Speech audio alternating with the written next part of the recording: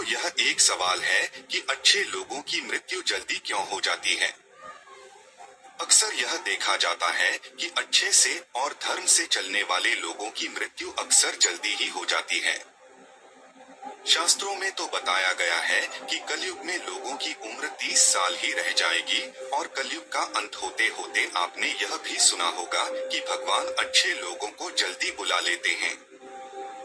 नमस्कार मित्रों, एक बार फिर स्वागत है आपका हमारे YouTube चैनल की बहुत ही ज्ञानवर्धक वीडियो में। दोस्तों, आप लोगों से एक रिक्वेस्ट है कि यदि आप अभी हमारे YouTube चैनल को सब्सक्राइब नहीं किया है तो चैनल को सब्सक्राइब करके घंटी बटन को प्रेस कर दे, ताकि हमारे चैनल के माध्यम से हर आने वाली वीडियो का नोटिफिकेशन सबसे पहले आप तक पहुँचे। तो दोस्तों, देरी न करते हुए वीडियो को शुरू करते हैं। मित्रों, यह फैसला तो भगवान ही करते हैं कि किसकी उम्र कितनी है। आप यह कहावत भी जरूर सुनेंगे कि जितनी चाबी भरी राम उतनी ही तमाशा करते हैं। दोस्तों, इस कहावत से साफ हो जाता है कि किसकी मृत्यु कब होती है, यह भगवान ही तय करते हैं। वैसे तो अच्छे लोगों की मौत जल्दी हो जाने के पीछे कई कारण होते हैं, लेकिन पहले कारण को समझने के लिए आपको यह जानना होगा कि हम जो कुछ भी इस जन्म में करते हैं उसका जवाब हमें ऊपर यमराज को देना होता है।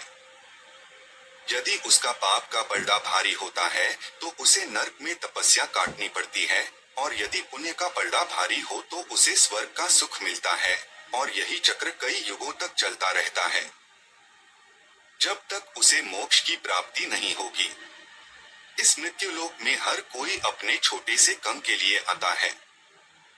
अच्छे लोगों की मृत्यु जल्दी क्यों हो जाती है?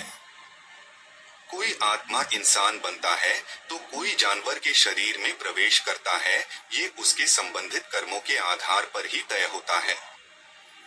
इसके अलावा उनके जन्म देने वाले माता पिता के संस्कार भी उनके अंदर आते हैं। इसके बाद वो जो कर्म करेगा उसके होश से उसे पुण्यात्मा या फिर दुरात्मा कहा जाता है। अब यही पुण्य आपकी मृत्यु की तारीख को भी बदल देते हैं। जिस तरह से एक जज जेल में रहने वाले कैदी के व्यवहार को देखकर उसकी सजा कम कर देता है, ठीक उसी तरह भगवान भी देखते हैं कि इंसान मौत में जाने के बाद अच्छा कर्म कर रहा है और उसे अपने किए की सजा मिली है, और जब उन्हें लगता है कि अब उसे मृत्यु लोक में नहीं रहना चाहिए तब वह उसे बुला रहे हैं। अच्छे लोग अपने पाप का फल जल्दी ही काट लेते हैं। भगवान के विधान के अनुसार प्रत्येक व्यक्ति को केवल इतना ही दंड दिया जाना चाहिए जितना कि पाप किया जाता है। अब क्योंकि अच्छे लोगों के पाप कर्म बुरे लोगों के पाप कर्मों की तुलना में अधिक होते हैं, इसलिए अच्छे लोग अपने पापों का फल जल्दी ही कम लेते हैं।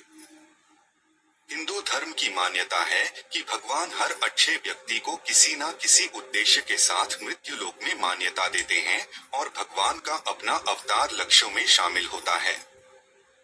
इसीलिए जब वो उद्देश्य जल्दी हो जाते हैं तब भगवान उन्हें वापस बुला लेते हैं। अच्छे लोगों की मौत उनके अच्छे कर्मों पर ही लगातार करती है। इसके अलावा आपको ये भी बताते हैं कि जो लोग ये कहते हैं कि मरने के बाद इंसान खाली हाथ जाता है, उन्हें जान लेना चाहिए कि 3 चीजें ऐसी हैं जो मरने के बाद भी उनके साथ जाती हैं। एक है विशिष्ट कर्म, दूसरा है स्मृति और तीसरा है जागृत। इसीलिए अब आप किसी से ये मत कहना कि आप खाली हाथ आए थे और खाली हाथ छोड़ देंगे। मानव जीवन का उद्देश्य, इसकी वजह है मनुष्य में सत्य एवं असत्य का विवेकी हमारी बुद्धि का होना। लेकिन इस धरती पर हम दुनियादारी के चक्र में कुछ इस तरह फंस जाते हैं कि हमारी बौद्धिक सीमा में ही सिमट कर रह जाती है। हम सब कुछ अंतर्निहित सुखों को ही मानक सब कुछ मानते हैं। यही गलती हम कर जाते हैं, क्योंकि इसके बावजूद कोई भी व्यक्ति यह दावा नहीं करता कि वह पूरी तरह से सुखी है। सच्चाई यह है कि हमें सामान्य मानव जीवन के उद्देश्य का पर्दाफाश करने के लिए निरंतर प्रयास करते रहना चाहिए। यह सच है कि आपके और आपके परिवार के भरण पोषण की जिम्मेदारी हमारी है और हमें इसे हर हाल में निभाना चाहिए। लेकिन क्या आप यह समझ पाते हैं कि आप कितने दिनों तक या कितने सालों तक इस जगत में बने रहते हैं और आपकी मंजिल बन जाती है? तो इन कार्ड के उत्तर में ज्यादातर लोग यही कहते हैं कि पता नहीं, ऐसे लोग बड़े ही अजीब होते हैं। वो यात्रा तो कर रहे हैं पर यात्रा के संबंध में उन्हें कुछ जानकारी नहीं होती। क्या आपने कभी एकांत में यह सोचा है कि आपका यह मानव जीवन क्यों मिला है? तो दोस्तों, महाभारत में युधिष्ठिर महाराज के एक प्रश्न के उत्तर में भीष्म पितामह ने कहा था कि किसी से बढ़कर कोई भी जीव नहीं है।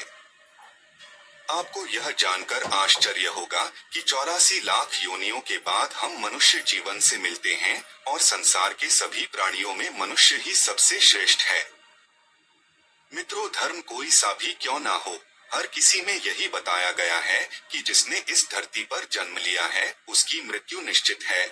और अगर बात सनातन धर्म की करें तो इसकी एक मान्यता के अनुसार बच्चे के जन्म की छठी रात ही ब्रह्मा जी उसकी किस्मत लिख देते हैं, जिसमें उसके आने वाले कल जैसे विवाह, पढ़ाई, नौकरी, यहाँ तक कि मृत्यु की तारीख तक शामिल होती है।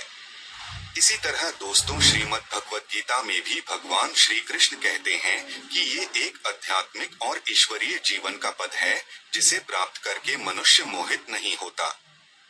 यदि किसी जीवन के अंतिम समय में भी इस तरह की स्थिति में हो तो वह भगवत धाम में प्रवेश करता है। मनुष्य कृष्ण भावनामृत या दिव्य जीवन को एक क्षण में तुरंत प्राप्त कर सकता है और हो सकता है कि उसके लाखों जन्मों के बाद भी यह प्राप्त न हो। दोस्तों, यह तो सच को समझने और स्वीकार करने की बात है। भगवत गीता कहती है कि वास्तविक जीवन शुरू किया गया यह उद्यम जीवन के साथ होता है। दोस्तों, इन बातों से यह तो स्पष्ट होता है कि हम सभी एक निश्चित समय के लिए पृथ्वी पर रहने वाले सभी लोग आते हैं और कुछ विशेष कर्मों को करने के लिए आते हैं। जब हमारे कर्म पूरे हो जाते हैं और इस जीवन के लक्ष्य प्राप्त हो जाते हैं तो प्रभु हमें परलोक में एक सहज स्थान प्रदान करते हैं। भगवान कृष्ण और अन्य कहते हैं कि वास्तविक जीवन तब शुरू होता है जब यह भौतिक जीवन समाप्त हो जाता है। मित्रों, जो लोग सदाचारी होते हैं और जीवन में अच्छे कर्म किए होते हैं वे वास्तव में विशेष होते हैं। जब उनकी मृत्यु का समय निश्चित हो जाता है तो दोस्तों वे इस दुनिया को छोड़कर आगे की यात्रा जारी रखते हैं। अच्छे लोगों के साथ बुरा क्यों होता है? मित्रों, आपने देखा होगा कि पूजा पाठ और धर्म कर्म करने वाले लोगों की जिंदगी बुरे कर्म करने वालों की तुलना में काफी कठिन है। आपने यह निश्चित रूप से सोचा होगा, तो आप इसके रहस्य कथनों को खोलेंगे। आपके पुराणों में वर्णित एक कथा असंख्य है जिसके माध्यम से आप समझेंगे कि प्रत्येक प्राणी को उसके कर्म के अनुसार ही फल मिलता है। अगर कोई अच्छा कर्म करता है तो उसे अच्छा फल मिलता है और अगर कोई बुरा कर्म करता है तो उससे दुख मिलता है। श्री कृष्ण ने कहा कि एक गांव में दो आदमी काम कर रहे थे। उनमें से एक बड़ा ही धार्मिक था और रोज मंदिर जाता था और भगवान की पूजा करता था।